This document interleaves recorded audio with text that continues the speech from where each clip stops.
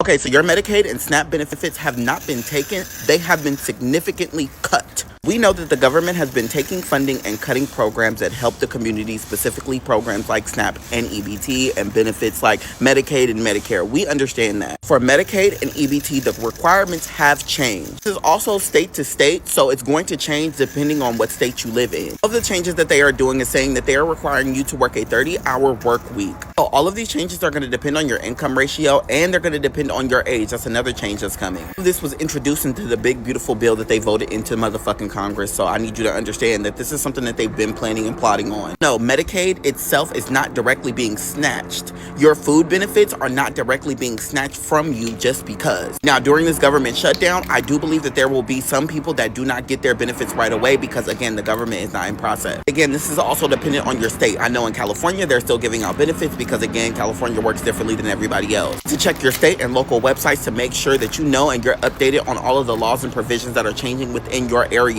I need everybody to do their due diligence. Again, your Medicaid and your Medi-Cal and your food stamp benefits, your EBT is not getting cut just because.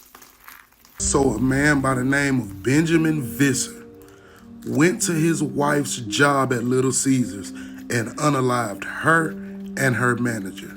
Learning more about the man accused of killing 2 employees at a Little Caesars in Tempe yesterday. Police say 27-year-old Benjamin Visser killed his wife and a co-worker that he believed were having a relationship.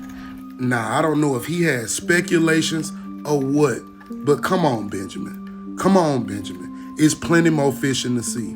We all know workplace relationships go on. We all know this, but who's to say that they were actually doing that? What if you unalived an innocent man, Benjamin? Shaquille didn't deserve to die. Not over no affair. Not over no affair. We gotta stop thinking that taking someone's life just because you catch them cheating is cute, because it's not. It only shows how weak you are mentally. And it clarifies the reason why they were probably cheating on you to begin with. We gotta start reevaluating life before we make the decisions that we make, man. Being in love ain't no joke, and I don't recommend it if you can't handle it. My grandma always told me, if they can take them, they were never yours to begin with. Let them go, move on, and find you something better, man. For real. This man sexually abused and murdered a 9-month-old baby so badly that America went out of their way to sign a petition so the government can publicly hang him. If you are easily triggered by really gruesome crimes, especially with children, then please take this as your warning. This is a super disturbing case. It did a number on me, and I typically always listen to crime videos. Back in 2016, 33-year-old Benjamin Taylor, remember that name, moved in with his girlfriend Amanda Atkins to West Virginia. Now, Amanda had recently had a baby. Her name was Emily. She was a very happy, lovable baby. She was only 9 months old at the time. Within 1 month of moving in with this man, oh my god, I can't, just listen. So it's around 4 in the morning, and Amanda had woken up to, probably use the bathroom, check on her baby. So when she goes to the crib to check on Emily, she looks inside, and Emily is not in her crib.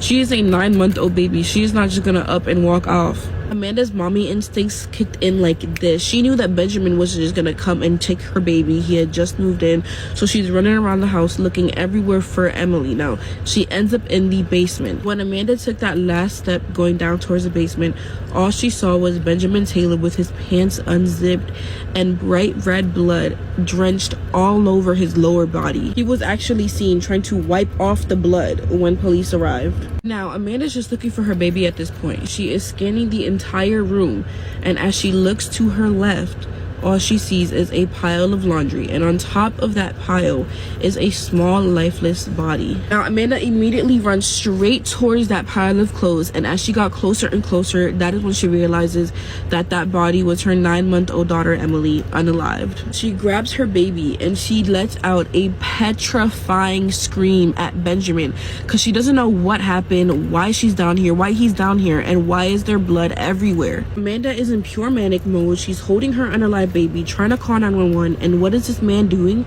He's sitting on his seat, staring at the ground, completely unfazed, just frozen. When police arrived to the house, they immediately arrested Benjamin, but when they saw the extent of baby Emily's injuries and the scene they walked into, they quite literally called this one of the worst assaults they have ever seen in their decades of working. Now, when I go over the details, it will be hard to hear. When forensics tested the blood that Benjamin was drenched in his lower area, that ended up being baby Emily's blood. Now, at this point, Emily's body had been sent to get an autopsy report, and that is when they finally uncovered the horrors of what this man did to her defenseless body.